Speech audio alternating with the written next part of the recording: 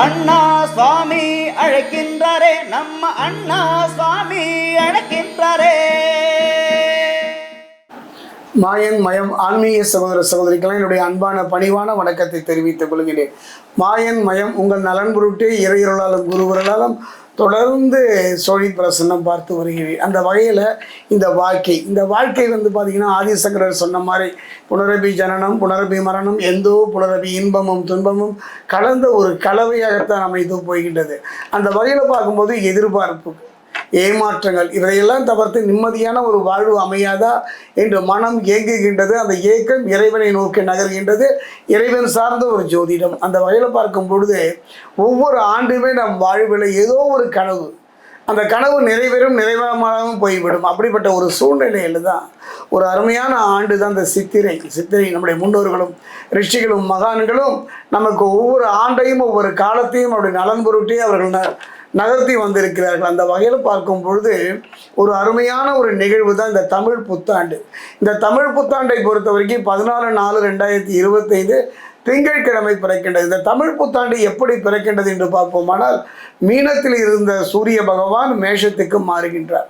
மீனத்தில் இருந்த சூரியன் மேஷத்துக்கு பிரவேசிக்கின்ற ஒரு அருமையான தருணத்தை தமிழ் புத்தாண்டாக சித்திரையாகத்தான் அவர்கள் கணித்து தந்திருக்கின்றார்கள். அந்த வகையில் பார்க்கும் பொழுது சூரியன் ஆத்மகாரகன், பிதுர்காரகன் என்றெல்லாம் சொல்லக்கூடிய சூரியனை பொறுத்த வரைக்கும் நான் புகழ்ந்து கொண்டே போவேன்.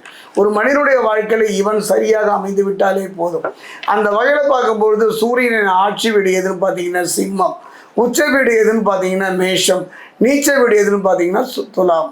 இப்படிப்பட்ட ஒரு சூழ்நிலையில் இந்த அழகிய தமிழ் புத்தாண்டு பிறக்கின்றது. மாயன் மயன் ஆன்மீக சகோதர சகோதரிகளே, மாயன் மயனை தொடர்ந்து சப்ஸ்கிரைப் பண்ணி ஆதரவு தருவீங்கிற ஒரு நம்பிக்கை உண்டு. அந்த வகையில் இந்த தமிழ் புத்தாண்டு உலகத்தில் எங்கெல்லாம் வாழ்கின்ற அத்தனை தமிழ் சகோதர சகோதரிகளுமே இந்த ஆண்டு எவ்வாறு இருக்கும், குறிப்பாக கடகத்தில் இருக்கக்கூடிய புனர்பூசம் 4 பூசம் ஆயில்யம் எவ்வாறு இருக்கும் என்று பார்ப்பதற்கு முன்னால் கிரகங்களுடைய நிலையை பார்க்கணும். அந்த வகையில் பார்க்கும்போது ரிஷபத்தில் குரு இருக்கிறாரு, மிதுனத்தில் செவ்வாய் இருக்கிறாரு, கன்னியில் கேது இருக்கிறாங்க. மீனத்தில் பொறுத்த வரைக்கும் ஒரு மிகப்பெரிய ஒரு மாற்றம். சனி, ராகு, சுக்கிரன் உச்சம் பெற்றிருக்கின்றார்கள். சூரியனும் புதனும் நீச்சம் பெற்றிருக்கின்ற ஒரு தருணம். இந்த தருணத்தில் தான் இந்த இனிய தமிழ் புத்தாண்டு பிறக்கின்றது. இது கடகராசிக்கு எவ்வாறு இருக்கும் இப்போ நம்ம பார்க்கலாம்.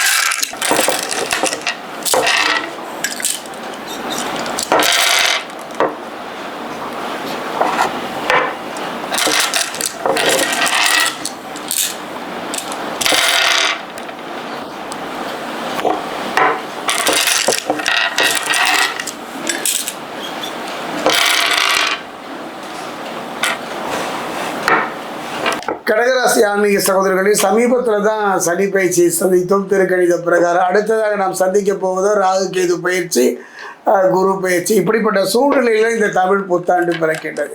ராசிக்கு 4வது ராசியில் தமிழ் புத்தாண்டு பிறக்கிறது. ராசிநாதன் யாருன்னு பார்த்தீங்கன்னா மனோகாரகன் என்று சொல்லக்கூடிய சந்திரன் 4ஆம் இடத்தில் அமர்ந்திருக்கும் நேரத்தில் நன்மையை தரக்கூடிய ஒரு அருமையான ஒரு நிகழ்வு தான். எடுத்தோடனே ஒன்று சொல்லிடுறேன். காரணம் என்னன்னு பார்த்தீங்கன்னா, ராசிநாதன் யாருன்னு பார்த்தீங்கன்னா கடகராசிக்கு சந்திரன். ராசிநாதன் சந்திரன் 4ஆம் இடத்தில் அமர்ந்திருக்கும் நேரத்தில் தான் நன்மையை தரக்கூடிய இந்த ஒரு நிகழ்வே நடக்கின்றது இந்த தமிழ் புத்தாண்டு. அதே நேரத்தில் கனவுகள் நிறைவேறும் போதுமே. இது ஒன்று, ஒரு மனிதனுடைய கனவு பார்த்தீங்கன்னா இந்த சினிமா திரைப்படத்தில் வருகின்ற கனவு மாதிரிலாம் கிடையாது. தொழிலில் வாழ்க்கையில் ஒருத்தர் சராசரி கனவு என்ன, பொண்ணும் பொருளும் மிகுந்து இருக்கணும்னு கிடையாதுங்க. தங்குவதற்கு ஒரு இடம், நிம்மதியான ஒரு வாழ்வு, கடன் இல்லாத ஒரு வாழ்வு, பிள்ளைகள் நல்ல பிள்ளைகள், அந்த பிள்ளைகளும் நலமுடன் நல்ல கல்வி கற்கணும். இதுதானங்க அந்த கனவுகள் நிறைவேறுகின்ற ஒரு நல்ல சந்தர்ப்பம் இந்த இனிய தமிழ் புத்தாண்டில் கடகராசிக்கு அமைகின்றது. குறிப்பாக சொல்ல போனால் இந்த 4ஆம் இடத்தில் அமர்ந்திருக்கும் நேரத்தில் சந்திரன் நன்மையை செய்வார். கனவுகள் நிறைவேறுகின்ற ஒரு அருமையான தருணம். மே மாதம் 11ஆம் தேதி முதல் 12ஆம் தேதி இடத்துக்கு பயிற்சி ஆகிறார். யார் மே 11 முதல் 12ஆம் இடத்துக்கு பயிற்சி ஆகிறார். யார் பார்த்தீங்கன்னா குரு பார்க்க கோடி நன்மை. இவர்களுடைய பயிற்சி தாங்க எல்லாரும் நன்மை தருவாரா தரமாட்டாரா என்று கலங்கி இருக்கின்ற காலத்தில் இந்த குருவினுடைய பயிற்சி கடகராசிக்கு அற்புதம் தருமான கண்டிப்பாக தரும். அதே நேரத்தில் பார்த்தீங்கன்னா இடமாற்ற செலவுகள் கொஞ்சம் வந்தாலும் கூட அந்த செலவுகள் சுப செலவுகளாக மாறும். நல்ல இடமாற்றம் ஏற்படும் வாழ்க்கையில், தொழிலில். அதுவும் பார்த்தீங்கன்னா தொழிலில் இருக்கக்கூடியவர்கள், குறிப்பாக அரசு துறையில், பொதுத்துறையில் இருப்பவர்கள்லாம் பதவி உயர்வோடு கூடிய ஒரு நல்ல இடமாற்றத்தை இந்த காலகட்டத்தில் எதிர்பார்க்கலாம். அதே நேரத்தில் பார்த்தீங்கன்னா சுப செலவுகளாக மாற்றுகின்ற, அதாவது விரைய செலவுகள் வந்தாலும் கூட அதை சுப செலவுகளாக மாற்றுகின்ற வல்லமையை செவ்வாய் உங்களுக்கு அமைத்து தருவார். ஏப்ரல் மாதத்தில் கேது 2ஆம் இடத்துக்கு வருகிறார். இது வாக்குஸ்தானம். இந்த 2ஆம் இடத்துக்கு வருகின்ற கேது அந்த இடம் என்னன்னு பார்த்தீங்கன்னா வாக்குஸ்தானம். ஒரு மனிதனுடைய வாக்கு தாங்க முக்கியம். ஒரு வாக்கு, அந்த வாக்கை காப்பாற்றுவதற்குத்தான் போராடக்கூடிய ஒரு சூழ்நிலை இருக்கின்ற ஏப்ரல் மாதத்தில் 2ஆம் இடத்துக்கு வருகின்றார். இது வாக்குஸ்தானமாக அமைகின்றது. அதே நேரத்தில் பேச்சில் கவனம் தேவை. எக்காரணத்தை கொண்டும் யாருக்கும் வாக்குறுதி தர வேண்டாம். அதே நேரத்தில் கொடுத்த வாக்குறுதியை காப்பாற்றுவதில் கொஞ்சம் போராடக்கூடிய சூழ்நிலை இருப்பதனால இந்த 2ஆம் இடத்துக்கு வரக்கூடிய கேது வாக்குஸ்தானத்துக்கு வருவது கொஞ்சம் கவனத்தை தருகின்றது. இந்த வருடத்தில் கனவு பழிக்க வாய்ப்பு உண்டு. நீங்கள் காணுகின்ற கனவு தொழில் ரீதியாக வாழ்க்கையில் அந்த கனவுகள் பழிப்பதற்கான சூழ்நிலையும் கேது பகவான் செய்வார். ராசிக்கு 8ஆம் இடத்துல ராகு. அதே நேரம் ராகு 8இல் மறைவதனால ஒரு நல்ல ஒரு மனதுக்கு இனிமையான ஒரு நல்ல திருமணம், அந்த திருமணம் காதல் திருமணமாக இருந்தாலும், பெரியவங்க பார்த்து வைத்த திருமணமாக இருந்தாலும், ஒரு நல்ல தொழில், ஒரு வெளிநாடு யோகம், அரசு துறையில் ஆதாயம், அத்தனையும் ராகு பகவான் பெற்று தருவார். குறிப்பாக பார்த்தீங்கன்னா இழுபறியாக இருந்த காரியங்கள் ஒவ்வொன்றாக நல்ல முறையில் நடப்பதற்கான சாத்திய குருவை ராகு அமைத்து தருவார். தொழிலில் நல்ல ஒரு முன்னேற்றம், நல்ல ஒரு தொழிலில் தடைபட்டு போன தொழில், பிரச்சனைக்குரிய தொழில் தடை நீங்கி பிரச்சனை நீங்கி நிம்மதியான முறையில் அமைவதற்கும், தொழிலே இல்லாதவருக்கும் கூட ஒரு நல்ல தொழிலை அமைத்து தருகின்ற ஒரு சந்தர்ப்பத்தை ராகு அமைத்து தருவார். உத்தியோகத்தில் பொறுத்த வரைக்கும் சவால்கள் உண்டு என்றாலும் அதை சமாளித்து மேலுகின்ற தன்மையை செவ்வாய் தருவார். பதவி உயர்வு கிடைக்க ஒரு நல்ல அருமையான சந்தர்ப்பம் இந்த காலகட்டம். குறிப்பாக பார்த்தீங்கன்னா மே மாதம் வரை குரு லாபஸ்தானமான 11ஆம் இடத்திலிருந்து நற்பலன்களை வழங்கி தருவார். கவலையே பட வேண்டாம். ராகு கேது மட்டுமல்ல, குரு பகவானும் நற்பலனை தருவதில் கடகராசிக்காரர்கள் கொடுத்து வைத்தவர்கள். அது மட்டுமல்ல, நல்ல சுப நிகழ்வுகள், குடும்பத்தில் ஒரு நிம்மதியான ஒரு சுப நிகழ்வே நடக்கவில்லை என்று கலங்கியவர்களுக்கும் ஏகியவருக்கும் நல்ல சுப நிகழ்ச்சிகளை குரு பகவான் அமைத்து தருவார். குரு பயிற்சி பலன்களினால ராசிக்கு 12ஆம் இடமான விரயஸ்தானத்துக்கு வந்தாலும் அந்த விரயங்களை சுப விரயங்களாகத்தான் ஏற்படுத்துவார். கேதுவும் ராசிக்கு 3ஆம் இடமான உபஜய தியானத்தில் அமர்ந்திருப்பதனால நல்ல வெளிநாடு யோகம், வெளி மாநிலத்துக்கு சென்று பொருள் ஈட்டுகின்ற, வெளி மாநிலங்களுக்கு சென்று நல்ல ஒரு முன்னேற்றமான ஒரு தொழிலை அமைப்பதற்கான ஒரு நல்ல சந்தர்ப்ப சூழலை அமைத்து தருவார். வெளிநாடு வேலை வாய்ப்புகளை உருவாக்குறதெல்லாம் அவ்வளவு எளிதில் இல்லைங்க. வெளிநாட்டு வேலை கிடைத்தாலும் அங்கு நிம்மதியாக வாழக்கூடிய சூழ்நிலை இல்லாமல் கலங்கியவர்களுக்கெல்லாம் ஒரு நிம்மதியான ஒரு சூழ்நிலையை கேது அமைத்து தருவார். குறிப்பாக பார்த்தீங்கன்னா ஒரு முக்கியமானது பார்த்தீங்கன்னா சனி கடந்த 5 வருடங்களாக நற்பலன்களை எதுவுமே உங்களுக்கு வழங்கவில்லை. சனி பகவானை பொறுத்த வரைக்கும் கடந்த காலங்களில் எந்த நற்பலனையும் உங்களுக்கு கைக்கு கிடைக்காமல் செய்து விட்டார். இந்த சனி பயிற்சியானது 9ஆம் இடமான பூர்வ புண்ணிய ஸ்தானத்துக்கு வந்தார். அதே நேரத்தில் பெரிய நன்மைகளை அவர் தரவிட்டாலும் கூட பெரிய பாதிப்புகளை தரமாட்டேன். அதுதான் நமக்கு முக்கியம். நமக்கு நன்மை வருதோ இல்லையோ, துன்பங்களும் துயரங்களும் நமக்கு வராமல் இருந்து விட்டாலே நிம்மதி தானே. அந்த வகையில் பார்க்கும்போது 9ஆம் இடத்தில் இருந்த ராகு மே மாதம் வரக்கூடிய இந்த ராகு கேது பயிற்சியில் அஷ்டமஸ்தானத்துக்கு செல்வதனால கொஞ்சம் கவனமும் நிதானமும் தேவைங்க. நல்ல இடம் கிடைக்கும். அந்த இடத்தை நோக்கி நகரும் போது கவனமாக இருங்க. அதில் இந்த இடத்துல எந்த பிரச்சனையும் இல்லாமல் பார்த்துங்க. நல்ல தொழில் தொடங்குங்க. அந்த தொழில் தொடங்கும் போது பிரச்சனை இல்லாமல் பார்த்துங்க. திருமண ஏற்பாடுகள் செய்யுங்க. அந்த திருமணத்தை ஒரு முறைக்கு இருமுறை யோசித்து செய்யுங்கள்.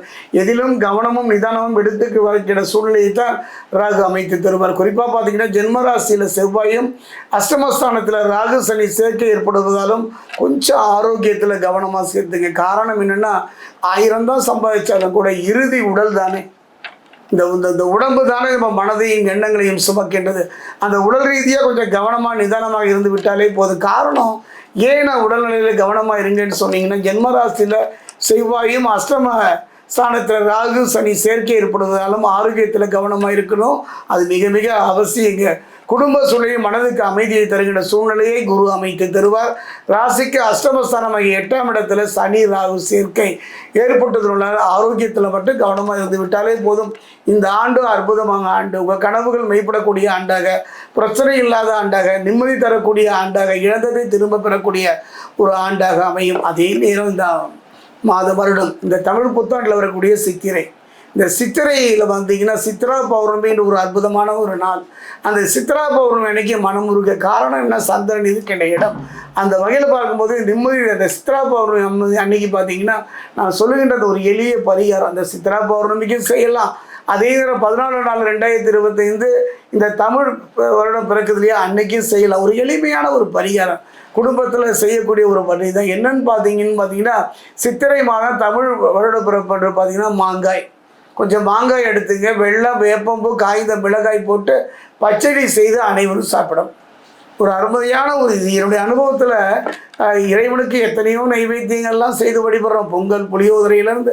ஆனாலும் கூட இந்த சூரியனை பொறுத்த வரைக்கும் மீனத்திலிருந்து மேஷத்துக்கு பிரவேசிக்கின்ற இந்த தருணம், இந்த சூரியனை நினைத்து நாம் குடும்பத்தில் கூடிய தலைவனுமாகட்டும் தலைவியாகட்டும் அந்த குடும்பத்தில் ஒரு அருமையான ஒரு எளிய பரிகாரம். சூரியன் கதிரவனை நினைத்து முன்னோர்கள் செய்த சாபபாவங்களிலிருந்து விடுபட்டு ஒரு நிம்மதி தருகின்ற ஒரு ஆண்டாக அமைய வேண்டும் என்று பார்த்தீங்கன்னா சித்திரை மாதம் தமிழ் வருட பிறப்பன்று பார்த்தீங்கன்னா மாங்காய், வெல்லம், வேப்பம்பூ, காய்ந்த மிளகாய் போட்டு பச்சடி செய்து அருந்துவது சிறப்பு.